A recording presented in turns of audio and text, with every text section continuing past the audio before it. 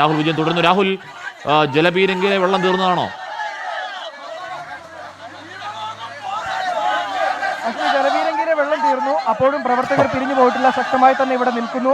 ഈ ബാരിക്കേഡ് മറിച്ചിടാനുള്ള ശ്രമം അവർ വീണ്ടും തുടരുന്നു എന്നുള്ളതാണ് ഏറ്റവും പ്രധാനപ്പെട്ട കാര്യം.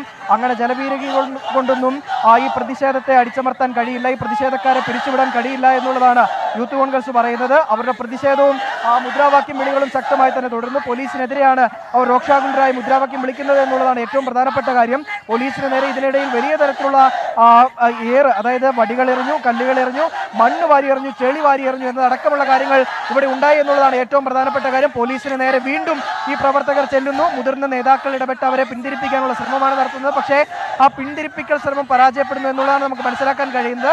പോലീസുകാർ പല സൈഡിലായി നിൽപ്പുണ്ട്, അവർക്ക് നേരെയാണ് ചെല്ലുന്നത്. കാരണം ആദ്യഘട്ടത്തിൽ ഈ പ്രവർത്തകർ വന്ന സമയത്ത് ഒരു പോലീസുകാരന്റെ കയ്യിൽ, ഒരു സർക്കിൾ ഇൻസ്പെക്ടറിന്റെ കയ്യിൽ ഒരു മുളവടി ഉണ്ടായിരുന്നു. ആ മുളവടിയുടെ കാര്യം ചൂണ്ടിക്കാണിച്ചുകൊണ്ട് രാഹുൽ മാങ്കൂട്ടം പ്രസംഗിച്ചിരുന്നു. കാരണം പുതിയ നിയമം അനുസരിച്ച് ഈ മുളവടി ഉപയോഗിച്ചുകൊണ്ടുള്ള പ്രതിരോധം പോലീസുകാർക്ക് പറ്റില്ല എന്നതടക്കമുള്ള കാര്യങ്ങൾ പറഞ്ഞിരുന്നു. ആ പോലീസുകാരനെ വ്യക്തിപരമായി തന്നെ പറഞ്ഞുകൊണ്ടുള്ള ഒരു പ്രസംഗം രാഹുൽ മാങ്കൂട്ടത്തിന്റെ ഭാഗത്തു നിന്നുണ്ടായിരുന്നു. ആ പോലീസുകാരനെ നേരെ ആക്രോശിച്ചുകൊണ്ടാണ് ഇപ്പോൾ ഈ യൂത്ത് കോൺഗ്രസ് പ്രവർത്തകർ നീങ്ങിയിരിക്കുന്നത്. വലിയ തരത്തിൽ പ്രതിഷേധം നടക്കുന്നു. ആ മുദ്രാവാക്യം വിളികൾ ശക്തമായി തന്നെ ഉയരുകയാണ്. എന്തുകൊണ്ടാണ് രാഷ്ട്രീയം? ഇപ്പൊ രാഹുൽ, ഇപ്പൊ യൂത്ത് കോൺഗ്രസ് ഈ വിഷയം ഏറ്റെടുക്കുന്നത് എന്തുകൊണ്ട് ഇതിലൊരു രാഷ്ട്രീയമുണ്ട്?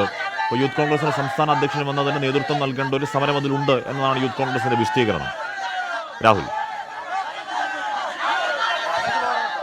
ഇതിൽ ഏറ്റവും പ്രധാനപ്പെട്ട കാര്യം, ഈ യൂത്ത് കോൺഗ്രസ് ഇത്രയും വലിയ ശക്തമായ സമരം നടത്തുന്നതിന്റെ പ്രധാന കാരണം എന്ന് പറയുന്നത് ഈ പ്രതിയായി അല്ലെങ്കിൽ കോടതി വെറുതെ വിട്ട അർജുന്റെ രാഷ്ട്രീയ ബന്ധം തന്നെയാണ്. ഡിവൈഎഫ്ഐ പ്രവർത്തകനാണ് എന്നുള്ള കാര്യം ഈ പ്രതിയെ അറസ്റ്റ് ചെയ്ത സമയം മുതൽ തന്നെ വ്യക്തമായിട്ടുള്ള കാര്യമാണ്. അതുകൊണ്ട് തന്നെയാണ് ഈ പ്രതിഷേധത്തിന് യൂത്ത് കോൺഗ്രസ് ഇത്രയും ശക്തി കൊടുക്കുന്നത് എന്നുള്ളതും എടുത്തു പറയാൻ കഴിയും. ഈ പ്രസംഗത്തിലും അല്ലെങ്കിൽ ഈ ഉദ്ഘാടന പ്രസംഗത്തിൽ രാഹുൽ മാങ്കൂട്ടം തുടക്കം മുതൽ അവസാനം വരെ പറഞ്ഞിരുന്നതും ഈ പ്രതിയുടെ രാഷ്ട്രീയ ബന്ധം തന്നെയാണ്.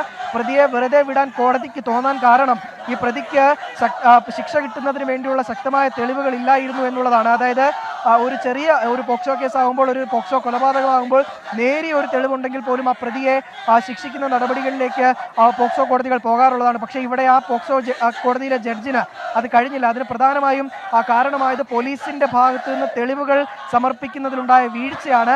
അങ്ങനെ പോലീസ് കൃത്യമായ തെളിവുകൾ ശേഖരിക്കാതിരുന്നതിന്റെ പ്രധാന കാരണം അത് ഡിവൈഎഫ്ഐ പ്രവർത്തകരായ പ്രതിയായതുകൊണ്ടാണ്. വാഴൂർ സോമന്റെ തെരഞ്ഞെടുപ്പ് പ്രചരണത്തിൽ സജീവമായിട്ട് നിന്ന പ്രതിയായതുകൊണ്ടാണ്, രാഷ്ട്രീയ ബന്ധം കൊണ്ടാണ് എന്നതടക്കമുള്ള കാര്യങ്ങൾ ചൂണ്ടിക്കാണിച്ചുകൊണ്ടാണ് ഈ യൂത്ത് കോൺഗ്രസ് ഇപ്പോൾ ഈ പ്രതിഷേധം സംഘടിപ്പിച്ചിരിക്കുന്നത്. അത് തന്നെയാണ് യൂത്ത് കോൺഗ്രസിനെ രാഷ്ട്രീയമായി ഒരു പ്രചരണ അല്ലെങ്കിൽ രാഷ്ട്രീയമായി കൊണ്ട് ഇതിനെ പ്രതിരോധിക്കാൻ അല്ലെങ്കിൽ ഇത്തരമൊരു പ്രതിഷേധ പരിപാടി സംഘടിപ്പിക്കാൻ തുനിഞ്ഞത് എന്നുള്ളതാണ് ഏറ്റവും പ്രധാനപ്പെട്ട കാര്യം. ആദ്യം മുതൽ തന്നെ പറയുന്നുണ്ട്. കഴിഞ്ഞ ദിവസം ഈ പ്രതിയുടെ വീട്, ഈ അർജുന്റെ വീട്, ഈ ശിക്ഷാവിധി, ഈ വിധി പ്രസ്താവം വന്നതിന് ശേഷം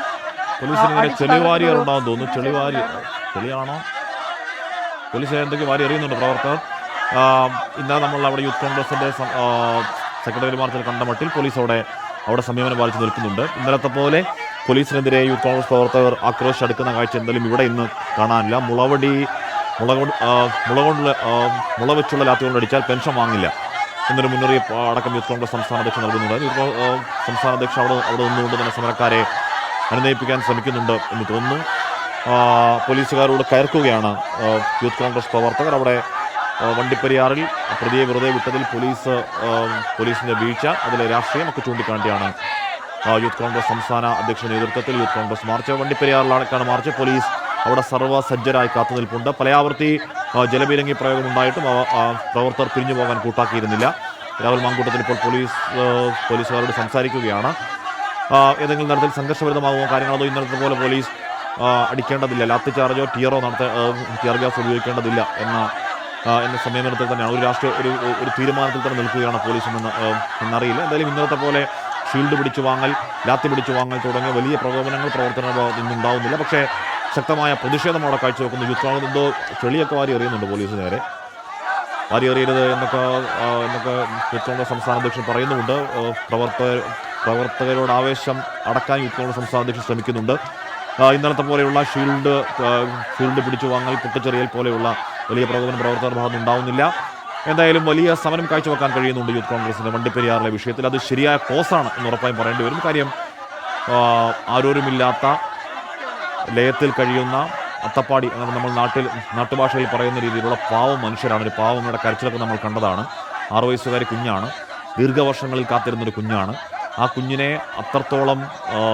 അത്രത്തോളം ക്രൂരമായ രീതിയിൽ കൊലപ്പെടുത്തിയ ഒരു പ്രതിക്ക് ശിക്ഷ കിട്ടും, അതുവഴി മനസ്സിൻ്റെ വേദന അല്പം കുറയും എന്ന് കാത്തിരുന്ന അമ്മയ്ക്ക് മുന്നിലേക്കാണ് ഒറ്റവരി തെളിവില്ലാത്തത് കൊണ്ട് പ്രതിയെ വെറുതെ വിടുന്നു എന്ന കോടതിയുടെ വിധിപ്രസ്താവം എത്തിയത്. നമുക്ക് ഓർമ്മയുണ്ട് അമ്മയുടെ കരച്ചിൽ ഒക്കെ ഓർമ്മ. അതിൻ്റെ തുടർച്ചയിലാണ് ഇപ്പോൾ യൂത്ത് കോൺഗ്രസിൻ്റെ വണ്ടിപ്പെരിയാർ പ്രതിഷേധം.